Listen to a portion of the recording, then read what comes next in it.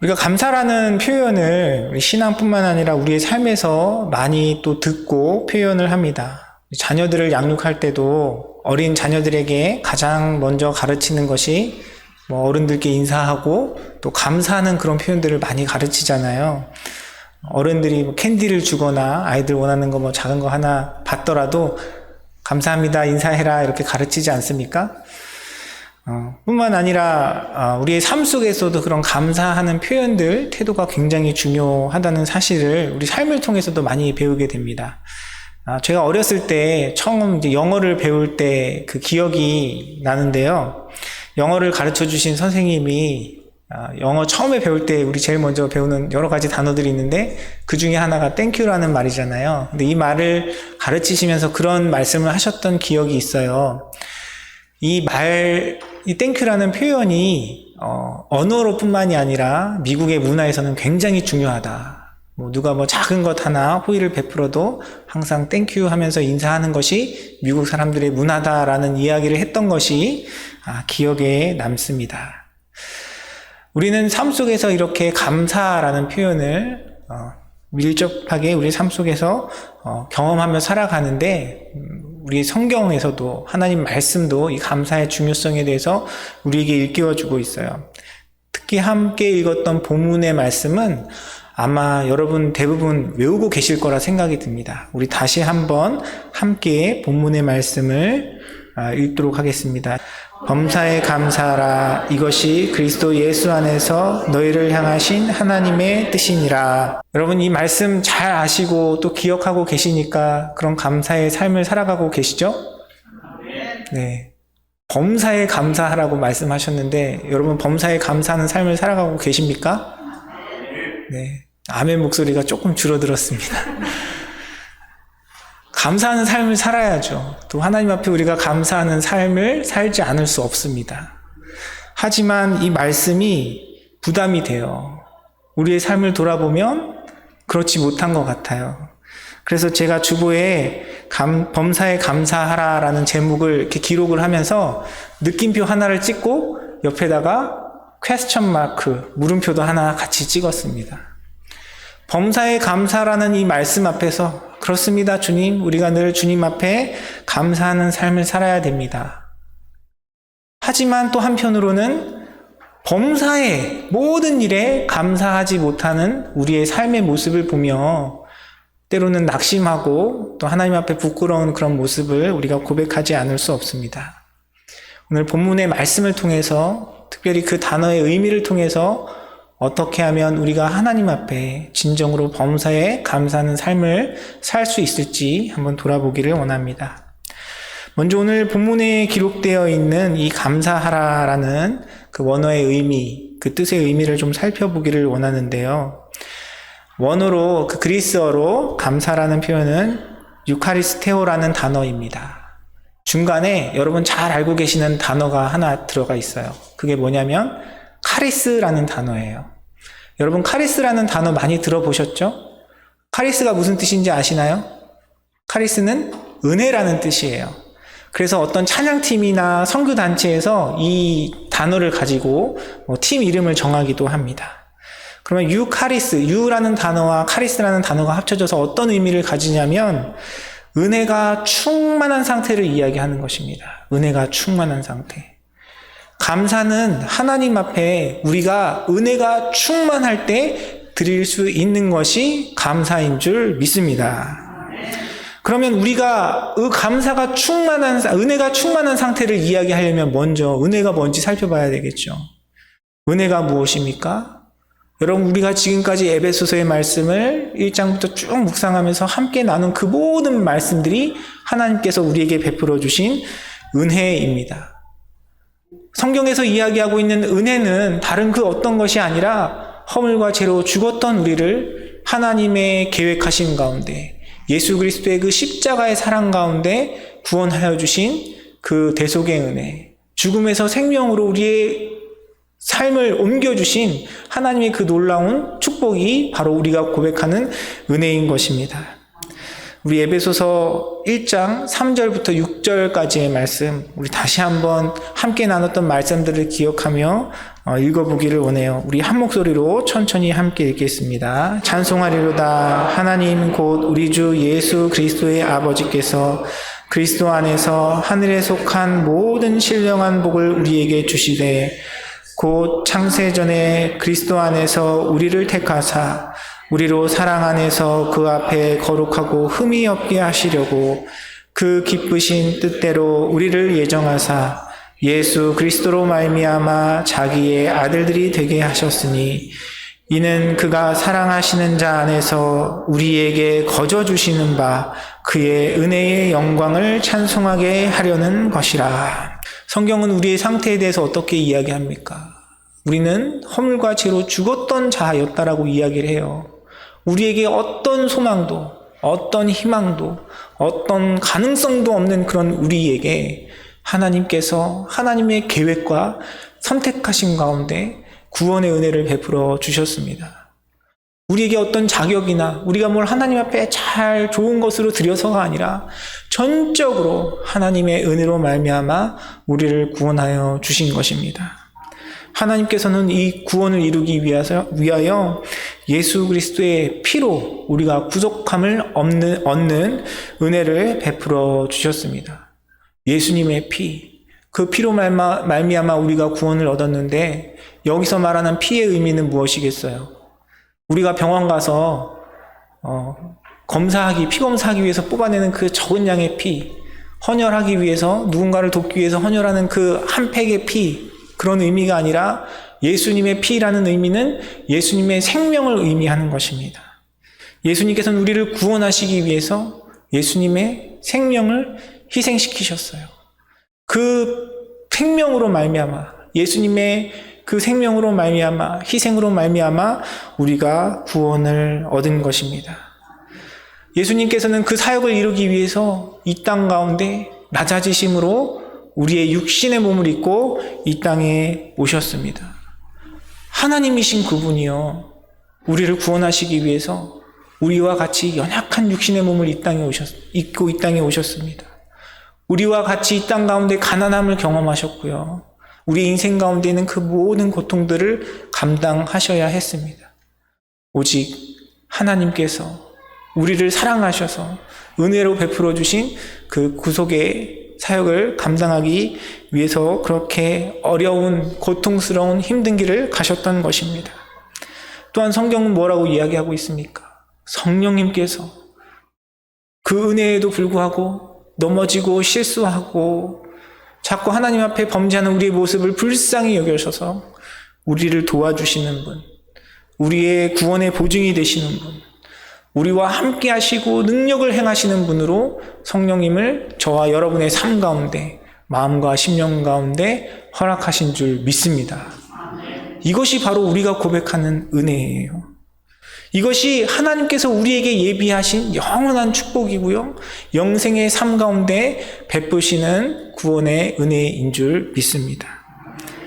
그러니까 성경은 우리가 감사를 이야기할 때 하나님께서 우리에게 베풀어 주신 이 은혜가 없다면 하나님 앞에 온전한 감사를 할 수 없다라고 이야기하고 있는 것입니다. 하나님께서 우리에게 베풀어 주신 이 은혜가 우리 가운데 충만하게 풍성하게 고백될 때야만이 우리는 진정으로 하나님께서 원하시는 감사를 주님께 올려드릴 수 있는 것입니다. 그런데 우리의 감사는 어떻습니까? 제가 지난주에 여러분에게 감사 카드를 주고 함께 나눠드리면서 한 해 동안 여러분 삶 가운데 하나님께서 허락하신 감사의 제목을 한번 묵상하시고 적어보시라고 드렸습니다. 여러분 요즘 어떤 감사의 제목으로 하나님 앞에 올려드리고 계십니까? 우리는 대부분 하나님 앞에 올려드리는 감사가 우리 삶 가운데 놓여져 있는 어떤 환경이나 어떤 문제들이나 어떤 사건들이나 아니면 우리의 바람에 대한 감사를 하나님께 올려드려요. 특정한 상황과 조건이 맞을 때만 하나님께 감사를 드립니다.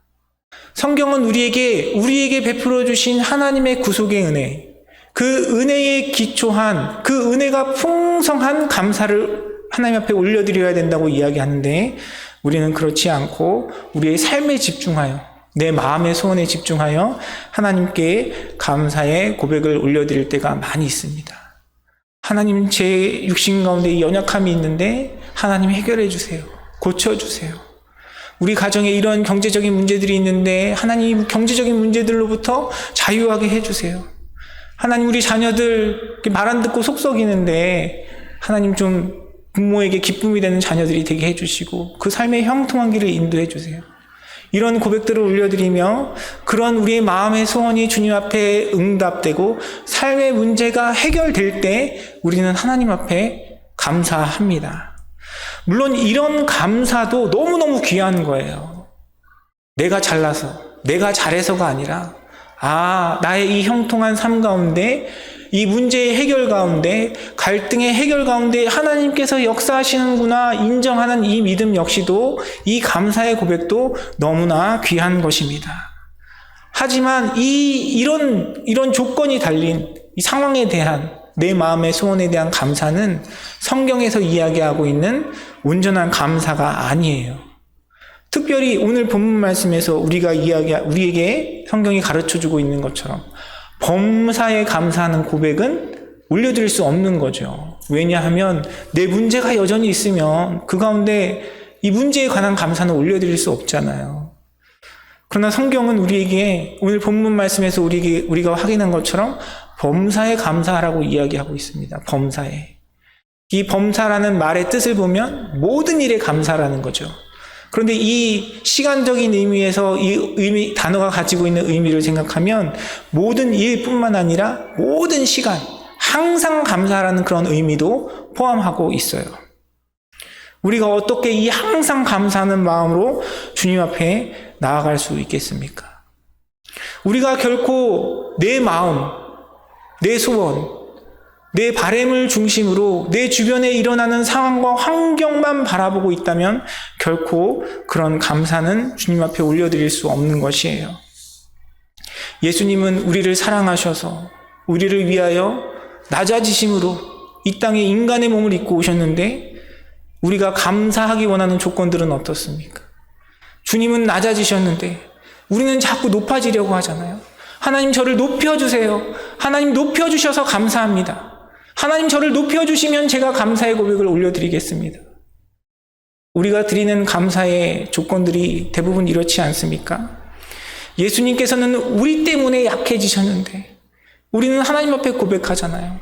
하나님, 저를 강하게 해주세요. 하나님, 저를 약함에서 벗어나게 해주세요. 그러면 주님께 감사를 올려드리겠습니다. 그렇게 주님 앞에 나아가지는 않습니까? 예수님께서는 우리 때문에 가난해 주셨고요. 예수님께서는 우리를 사랑하시는 그 은혜 때문에 고난 가운데 계시는데 우리는 주님 앞에 부요함을 요구하고 우리는 주님 앞에 고난으로부터 자유케 해달라고 간구하며 그런 조건들이 이루어질 때 감사의 고백을 올려드리는 것이 우리의 모습입니다. 우리가 은혜라는 단어를 너무나 많이 사용하죠. 많이 듣습니다. 많이 고백해요. 오늘 성가대 찬양도 참 그 은혜에 대한 귀한 고백을 올려드렸는데 우리는 사실 은혜에 대해서 많이 묵상하지 못하는 것 같아요. 우리는 은혜를 추구하지 않고 은혜를 바라보지 않습니다. 그러나 우리가 반드시 하나님 앞에 온전한 감사의 고백을 올려드리기 위해서는 나를 위해 십자가 지시고 나를 위한 하나님의 그 계획과 은혜 가운데 우리와 함께 동행하시며 우리 가운데 일하시고 역사하시는 그 성령의 능력을 바라보고 하나님께서 우리에게 이미 허락하신 그 은혜를 온전히 바라보는 믿음으로 주님 앞에 나아가야 할 것입니다. 그러면 어떻게 우리가 이 하나님 앞에 온전한 감사의 고백을 올려드릴 수 있을까? 그 감사라는 단어의 의미를 통해서 좀 더 깊이 살펴보기를 원해요. 구약 성경에도 이 감사하다라는 표현이 나오는데 원어로 야다라는 단어가 감사하다라는 의미입니다. 그런데 구약 성경에 보면 이 야다라는 단어가 그 대상을 누구한테만 표현하냐면 하나님께만 표현해요. 하나님께만. 누구 다른 어떤 대상이나 사람에게 감사할 때는 이 야다라는 표현을 쓰지 않습니다. 우리가 하나님 앞에 범사에 감사한 그 온전한 고백을 올려드리기 위해서는 하나님만 바라보는 그런 삶의 태도를 가져야 할 줄 믿습니다. 하나님만 바라본다는 것은 우리의 감사의 이유가 우리 주변의 상황과 환경에 있지 않다는 거예요. 우리가 감사할 수 있는 이유는 하나님께서 우리의 삶을 주관하시고 우리의 삶 가운데 은혜 베풀어 주시고 우리의 삶 가운데 하나님의 일들을 이루어 가시기 때문입니다. 여러분 삶을 이렇게 돌아보실 때 여러분의 삶 속에서 감사를 막는, 감사의 장애물이 되는 가장 큰 것이 무엇입니까?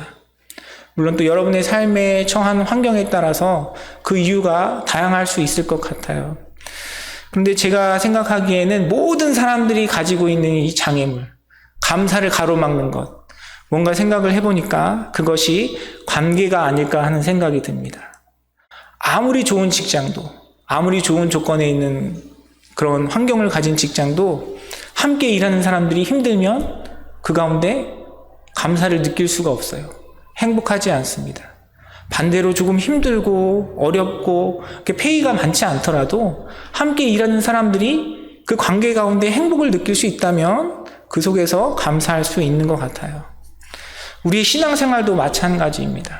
신앙생활도 함께 믿음을 이루어가는 믿음의 공동체 가운데 하나님께서 허락하신 지체들과 좋은 관계를 맺어간다면 신앙생활에 큰 힘을 얻고 유익을 얻고 감사할 수 있습니다. 그런데 이 관계 속에서 우리가 그 사람만 바라본다면, 우리가 그 관계 속에서 내 느낌, 내 감정, 내 소원만 바라본다면 우리의 감사는 결코 온전할 수 없어요.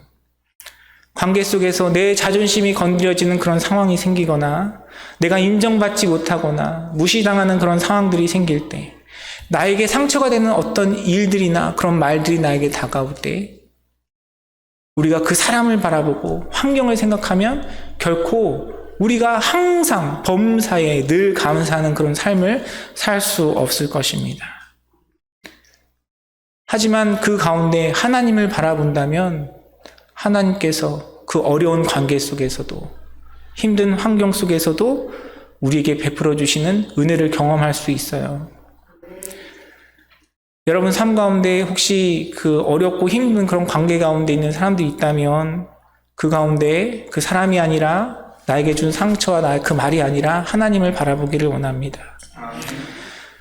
나에게 어떤 상처 주는 말을 했다거나 내가 무시당하는 것 같은 그런 감정을 느꼈을 때 그 상황을 주님 앞에 올려드린다면 우리는 교만한 우리의 삶을 돌아볼 수 있는 귀한 주님의 은혜의 도구로 그 시간을 사용할 수 있습니다.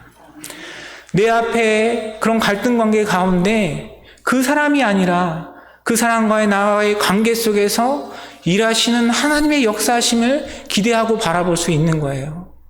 또한 하나님의 은혜 가운데 허물과 죄로 죽었던, 주님과 원수되었던 나를 사랑하여 주신 그 하나님의 사랑을 배워갈 수 있고 이해갈 수 있고 닮아갈 수 있는 훈련의 장으로 그 시간을 사용할 수 있는 줄 믿습니다. 하나님께 우리의 모든 삶의 주도권을 내어드리면 때로는 우리 삶 가운데 불편한 일들도, 상처받을 수 있는 일들도, 고난이 되는 그 일들도 하나님의 주권과 섭리 가운데 우리에게 베푸신 그 은혜 가운데 감사의 고백이 되고 은혜의 도구가 되는 것입니다.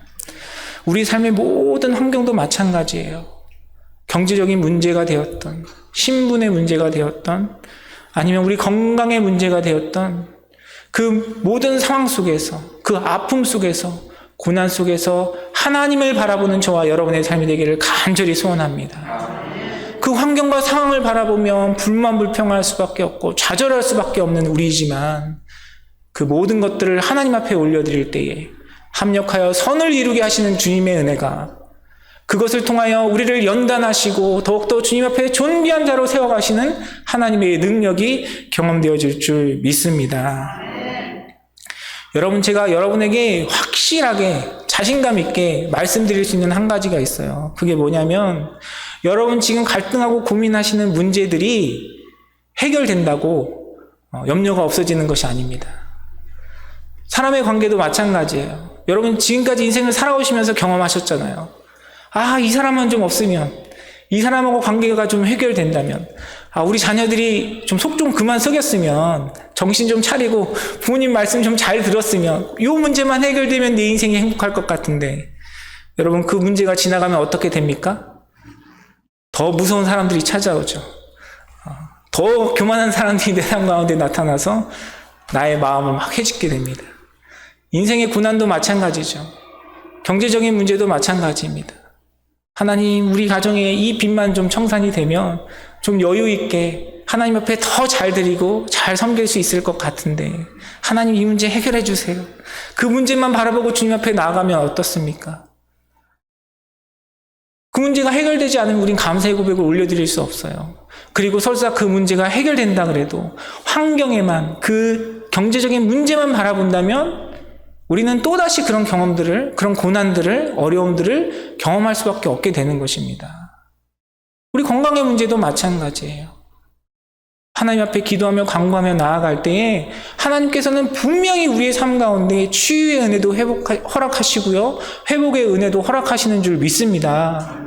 그런데 하나님께서 치유하시고 회복하신다고 해서 우리가 죽음을 피해갈 수 있겠습니까? 시간을 피해갈 수 있겠습니까?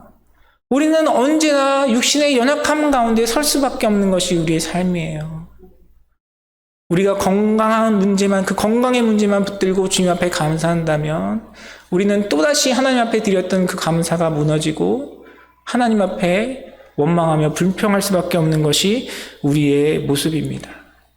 아무리 좋은 것도요, 우리가 환경만 바라보고 사람을 바라보고 조건을 바라보고 하나님 앞에 드린다면 그 감사의 고백은 한시적일 뿐이고 언젠가는 그 고백이 원망으로 바뀔 수 있다는 사실을 우리는 기억해야 합니다.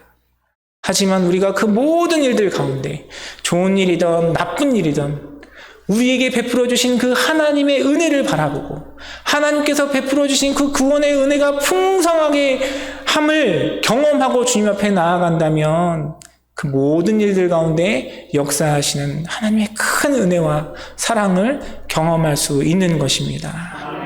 사랑하는 성도 여러분, 우리가 그런 주님 바라보기 원해요.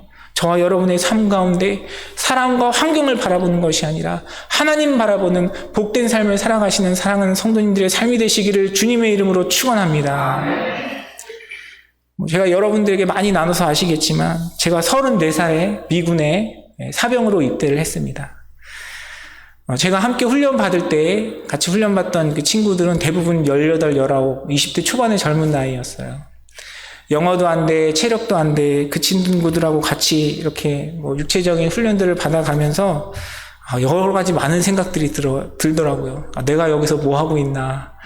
어떤 날은 훈련을 하는데 그냥 하루 종일 앉아서 기다리는 게 일이에요. 먹여주고 재워주고 고맙지만 여러 가지 환경들이 제가 생각했던, 특별히 이제 신학을 공부하려고 미국에 왔던 제 목표와 꿈과 그런 것들과 비추어 봤을 때 저에게 불편한 상황이었어요. 근데 그 와중에 제가 한 주간 동안 굉장히 아팠던 적이 있었거든요. 어지러움증이 심해져가지고 3m, 2m, 3m를 못 걸어가는 거예요. 계속 토하고 제가 한 주간 동안 할 수 있었던 것은 그냥 밥 먹고 약 먹고 누워서 자는 일밖에 없었습니다. 순간 마음에 두려움이 찾아왔어요. 진짜 무슨 일이 있는 게 아닌가? 내 머릿속에 종양이라도 생긴 게 아닐까? 그런 두려움이 제 마음 가운데 엄습하기 시작했습니다. 일주일 동안 훈련도 못 받고 밥만 먹고 잠만 자니까 할 수 있는 게 별로 없더라고요. 책도 볼 수 없고 뭔가를 할 수 있는 일이 없었습니다. 그 시간 가운데 하나님의 은혜를 묵상하게 됐어요. 내가 여기서 무엇을 하고 있나라는 고민으로부터 시작되어서 하나님께서 지금까지 인도하신 저의 삶을 돌아보게 되었습니다. 그랬더니 정말 하나님의 은혜가 아닌 것이 없더라고요. 지금까지 내 삶 가운데 인도해 주시고 역사해 주시고 특별히 나를 구원해 주신 그 예수 그리스도의 은혜 가운데 내 삶을 지켜주시고 모든 것이 합력하여 선을 이루게 하신 그 주님의 은혜를 결코 부인할 수가 없었습니다. 오히려 저의 상황은 환경적으로 육체적으로 어려운 가운데 있었지만 내 마음의 소원을 끊고 나의 열심을 끊고 내가 할 수 있는 모든 일들을 다 내려놓고 하나님을 바라보니까 그 시간이 하나님을 향한 온전한 감사의 시간으로 채워졌던 그런 경험이 저에게 있습니다. 사랑하는 성도 여러분, 여러분 어려움 가운데 계시다면, 여러분 그 시련 가운데 계시다면 그 역시 하나님 앞에 올려드리는 여러분의 삶이 되기를 주님의 이름으로 축원합니다. 하나님 앞에 올려드리고 주님을 바라볼 때 하나님께서 여러분의 삶 가운데 은혜가 풍성하게 하시고 그 은혜로 말미암아 하나님 앞에 범사에 감사할 수 있는 믿음을 허락하여 주실 줄 믿습니다. 시편 23편은 우리가 너무나 잘 알고 유명한 말씀이에요. 다윗 왕이 하나님 앞에 올려드린 그 찬양의 시입니다. 그 중에 4절에 보면 이런 고백이 있어요. 우리 함께 읽겠습니다. 내가 사망의 음침한 골짜기로 다닐지라도 해를 두려워하지 않을 것은 주께서 나와 함께 하심이라. 주의 지팡이와 막대기가 나를 안위하시나이다. 지금 다윗이 고백하고 있는 이 시편의 기자가 이야기하고 있는 상황은 어떤 상황입니까? 이 사람 지금 어딜 걸어가고 있다고요? 사망의 음침한 골짜기 가운데 있다라고 이야기합니다. 내가 사망의 음침한 골짜기로 다니고 있다라고 이야기해요. 사망의 음침한 골짜기에는 무엇이 있겠습니까? 경치 좋다 이러고 막 사진 찍고 있겠어요? 그렇지 않죠. 다윗이 고백하는 그 사망의 음침한 골짜기는 나의 생명을 빼앗아갈 수 있는 짐승도 있을 수 있겠고요. 뱀이 있을 수도 있고 정갈이 있을 수도 있고 독을 가진 많은 그런 해충들이 있을 수도 있는 상황입니다. 아니면 나를 죽이려고 나를 위협하려고 숨어있던 적들이 그 가운데 나타날 수도 있는 상황이에요. 안전할 수 없고요. 두려운 곳이고 불안할 수밖에 없는 그런 환경이 바로 사망의 음침한 골짜기입니다. 그런데 이 시편의 기자는 그 사망의 음침한 골짜기 가운데서 무엇을 고백합니까? 해를 두려워하지 않는다라고 이야기합니다. 하나님의 함께 하심을 고백하고 있어요. 하나님의 지팡이와 막대기가 자기를 지키신다고 고백하고 있는 것입니다. 보통 지팡이와 막대기는 하나님의 보호하심과 하나님의 인도하심을 이야기해요. 우리가 서 있는 곳이 사망의 음침한 골짜기라 할지라도 우리가 그 가운데 하나님만 바라본다면, 하나님을 바라본다면 우리는 그 가운데 주님이 주시는 평안함을 누릴 수 있고요. 우리와 함께 하시는 하나님의 은혜를 경험할 수 있고 우리를 지키고 보호하시고 인도하시는 주님의 역사를 고백할 수 있는 줄 믿습니다. 우리가 그 주님 바라보는 저와 여러분의 삶이 되기를 원해요. 감사는 우리의 환경과 조건 때문에 어떤 그런 사건 때문에 주님 앞에 올려드리는 것이 아니라 우리가 온전히 하나님만 바라보고 하나님께서 우리에게 베풀어 주신 은혜가 우리의 심령 가운데 풍성하게 경험되어질 때에 하나님께서 원하시는 그런 온전한 감사, 범사에 감사하는 감사의 고백이 올려드려질 수 있는 것입니다. 또한 앞에 말씀드렸던 구약의 그 야다라는 단어가 가지는 또 다른 의미가 있는데 그것은 회개하다라는 의미예요. 회개하다. 구약 성경의 그 야다라는 의미는 동일한 단어가 감사라는 표현과 회개라는 의미를 함께 가지고 있습니다. 우리가 주님 앞에 참으로 회개할 때 그 은혜를 경험할 수 있어요. 사도행전 3장 19절은 이렇게 기록합니다. 우리 함께 읽겠습니다. 그러므로 너희가 회개하고 돌이켜 너희 죄 없이 함을 받으라. 이것이 어쩌면 새롭게 되는 날이 주 앞으로부터 이를 것이요. 우리에게 새롭게 되는 날을 언제 경험할 수 있다고 이야기합니까? 회개하고 돌이킬 때. 그리고 우리가 회개하고 돌이킬 때 하나님의 계획 가운데 예수 그리스도의 그 속죄의 은혜 가운데 성령의 역사 가운데 우리가 제사함을 얻게 되는 것입니다. 하나님의 은혜를 우리가 풍성하게 경험하기 위해서는 나의 죄를 구원하여 나를 죄로부터 구원하신 그 주님의 은혜를 경험하기 위해서는 먼저 내가 죄인 되었다라는 사실, 내가 하나님 앞에 아무런 소망도 없고 희망도 없고 구제불능이고 허물과 죄로 죽었던 자이고 하나님의 진노 앞에 심판 앞에 설 수밖에 없다라는 그 사실이 온전히 고백되고 인정되어질 때 우리 가운데 하나님께서 베풀어 주시는 그 은혜가 더욱더 풍성하게 누려질 줄 믿습니다. 감사는요, 환경이나 조건으로부터 시작하는 것이 아니라 우리 자신을 돌아보는 것으로부터 시작돼요. 하나님 앞에 더럽고 추한 나의 모습을 깨닫게 될 때에, 하나님 앞에 나의 연약함이 고백되어질 때에, 하나님 앞에 정말 소망이 없고 무가치한 나의 존재가 고백되어질 때 우리의 삶 가운데 하나님의 그 은혜가 더욱더 풍성하여지고 감사의 고백이 충만하여지는 것입니다. 이 은혜가 저와 여러분의 삶 가운데 경험되어지기를 간절히 소원합니다.